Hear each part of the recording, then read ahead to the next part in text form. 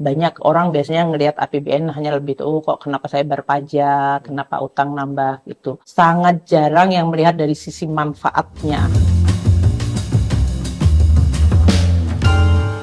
Kita nanti di 2045 benar-benar menjadi Indonesia emas. Tapi itu nggak akan terwujud kalau seandainya tidak dipersiapkan dari sekarang, termasuk pendidikan berkualitas bagi generasi muda. Nah, kira-kira apa peran APBN, memberikan manfaat apa untuk menciptakan pendidikan berkualitas bagi generasi muda Indonesia itu?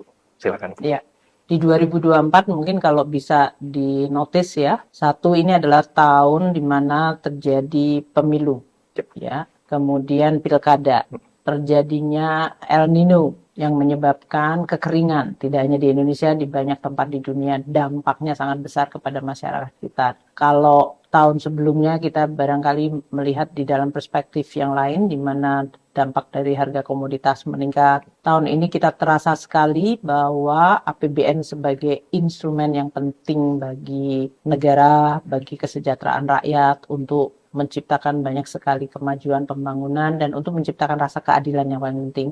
Kamu tadi menanyakan mengenai pendidikan. Pendidikan adalah kegiatan yang luar biasa penting karena akan menentukan kualitas sumber daya manusia. Dan Indonesia emas tahun-tahun ke depan ini dan bahkan hari ini sudah terasa perubahan teknologi, perubahan dalam climate change yang kemudian menyebabkan tantangan pembangunan kita itu menjadi makin kompleks, membutuhkan kualitas SDM yang makin baik. Gitu kan?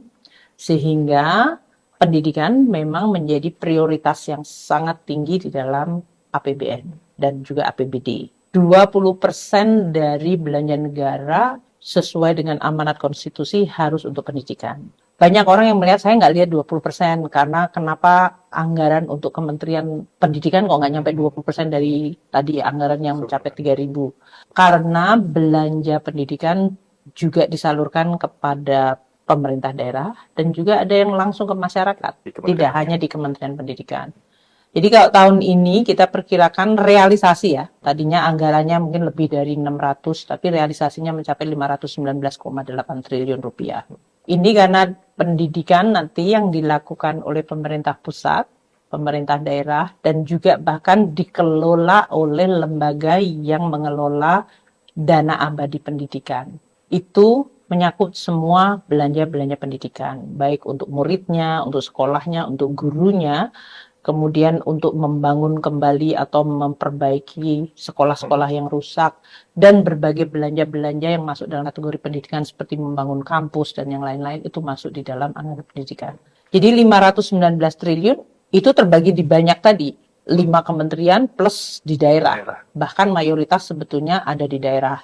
Lebih dari 341 triliun itu adalah untuk daerah. Kenapa kok di daerah? Karena menurut otonomi daerah kita, pendidikan itu didelegasikan ke daerah untuk dari mulai PAUD, SD, SMP, SMA. Namun untuk pendidikan tinggi, research masih di nasional. Walaupun sekarang saya juga melihat daerah-daerah juga membuat BRIN daerah gitu ya dalam hal ini.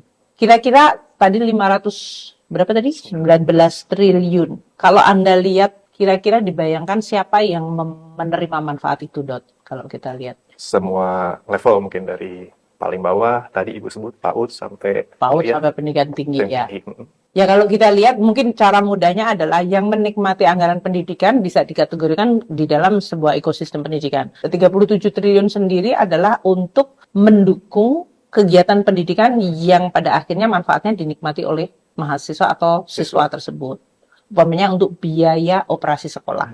Operasi itu bisa, sekolah itu bisa terus buka tiap seminggu 5 hari, gurunya datang, ada kelasnya, ada kepala sekolah dan alat-alat sekolah. Itu kita memberikan untuk biaya operasi sekolah. Itu melalui transfer ke daerah. Untuk kegiatan belajar mengajar. Untuk kegiatan belajar supaya sekolahnya itu tetap jalan. Untuk gurunya, guru itu tidak hanya dapat gaji, tapi juga dapat tunjangan profesi guru. Itu dalam hal ini 227 triliun sendiri. Kita juga lihat bangunan sekolah yang buruk, ini dalam hal ini sudah diidentifikasi oleh Kemendikbud, direhabilitasi. Tahun ini mengupgrade lebih dari 5.400 ruangan sekolah. Tahun depan bahkan Pak Prabowo ingin 20 triliun atau mendekati 20 triliun untuk memperbaiki sekolah-sekolah tersebut. Kemudian murid kan ada yang tidak mampu. Mereka mungkin orang tuanya bilang kamu nggak usah sekolah aja, mendingan kamu kerja. sehingga kita memberikan bantuan dalam bentuk beasiswa. Itu masuk di dalam program Indonesia Pintar atau Kartu Indonesia Kuliah itu yang diberikan sampai dengan jenjang mahasiswa. Di sini lebih dari 21 juta murid itu mendapatkan yang disebut program Indonesia Pintar itu. Yang disebutnya dulu namanya Kartu Pintar gitu ya dalam hal ini. Atau mahasiswa dalam hal ini 1,1 juta mahasiswa dapat beasiswa. Jadi mungkin orang menganggap, aduh dananya banyak banget dipakai siapa, tapi yang menerima tuh jutaan. Baik itu murid, mahasiswa, guru, entah guru negeri atau guru pesantren, atau juga bahkan guru swasta. Kita masih ada program untuk memperbaiki dosen dan guru, baik dari penghasilan, tunjangan profesi guru dalam hal ini. Kalau tadi guru itu lebih dari 1,5 juta yang ASN, kemudian non ASN, kemudian ada itu tunjangan profesi gurunya lebih dari 625.000 sendiri yang non ASN. Kemudian juga kita memberikan beasiswa bagi mahasiswa yang baik-baik untuk sekolah yang di tempat yang terbaik. Ini termasuk yang favorit. Ini yang barangkali banyak anak-anak generasi kamu seneng ya. Karena kita sekarang sudah punya lebih dari 140 triliun sendiri dana abadi. Untuk supaya generasi muda seperti kalian bisa sekolah, kalau bisa IP, dapat sekolah di tempat yang terbagus di dunia, dan kita bisa memberikan beasiswa. Dan jadi APBN di bidang pendidikan saja sebenarnya manfaatnya masyarakat bisa melihat, tapi karena banyak besar bahkan dianggapnya taken for granted ya, kadang-kadang nggak dilihat sebagai sesuatu yang sangat penting. Tapi sebenarnya operasi dari APBN itu sedemikian besarnya hanya untuk pendidikan saja. Tadi 519 triliun dan itu diterima oleh semua anak, semua sekolah di semua daerah untuk make sure bahwa tidak ada anak-anak Indonesia yang tertinggal sehingga mereka bisa menyiapkan diri menjadi anak-anak yang memiliki pendidikan, memiliki skill dan kemudian siap untuk bisa berkontribusi di dalam pembangunan atau untuk memperbaiki masa depannya.